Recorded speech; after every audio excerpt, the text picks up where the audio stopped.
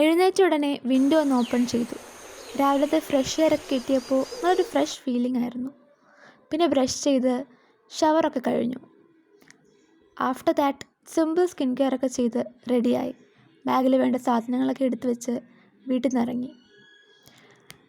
Actually ഇന്നൊരു proper ട്രിപ്പൊന്നുമല്ല. അങ്കിളിൻ്റെ ഫ്രണ്ടിൻ്റെ വീട്ടിലേക്ക് പോവുകയാണ്. അതിനാണ് കോട്ടയം വരെ പോകുന്നത്. വീട്ടിൽ നിന്ന് ഇറങ്ങി റെയിൽവേ സ്റ്റേഷനെത്തി.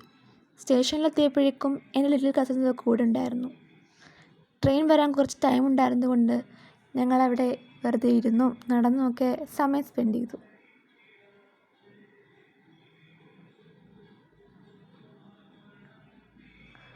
ഫൈനലി ട്രെയിൻ വന്നു.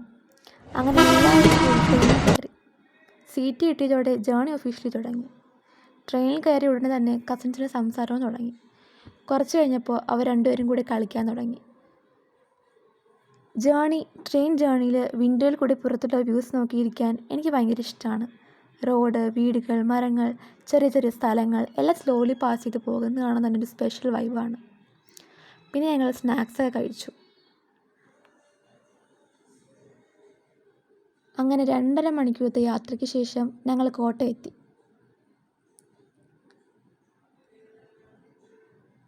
അവിടുത്തെ സറൗണ്ടിങ്സൊക്കെ നല്ല പീസ്ഫുള്ളായിരുന്നു. ചെറിയ രീതിയിൽ കൃഷിയൊക്കെ ചെയ്യുന്നുണ്ടായിരുന്നു. അതൊക്കെ കണ്ടുകൊണ്ട് കുറച്ച് നേരം അവിടെയൊക്കെ നടന്നു. പിന്നെ എല്ലാവരുമായിട്ടും കുറേ നേരം സംസാരിച്ചിരുന്നു, ചായയൊക്കെ കുടിച്ചു. അങ്ങനെ അവിടെ കുറച്ച് നേരം ടൈം സ്പെൻഡ് ചെയ്തിട്ട് പിന്നെ ഞങ്ങൾ തിരിച്ചു പോകാൻ റെഡിയായി.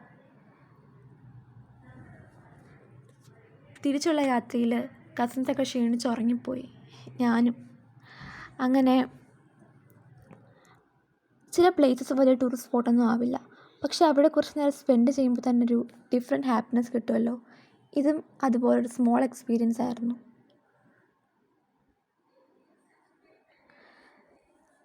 ഫാമിലൊക്കെ ചുറ്റി കണ്ടിട്ട് കസിൻസൊക്കെ നല്ല ടയേർഡായിരുന്നു. അവിടെ നിന്ന് ഇറങ്ങിയപ്പോഴേക്കും തന്നെ കുറച്ച് ലേറ്റായി തുടങ്ങി. അങ്ങനെ സംസാരിച്ചും പാട്ട് കേട്ടുമൊക്കെ തിരിച്ചു വന്നപ്പോഴേക്കും രാത്രിയായിരുന്നു. അപ്പോൾ ഇത്രയേ ഉള്ളൂ ഇന്നത്തെ വീഡിയോ. ബൈ.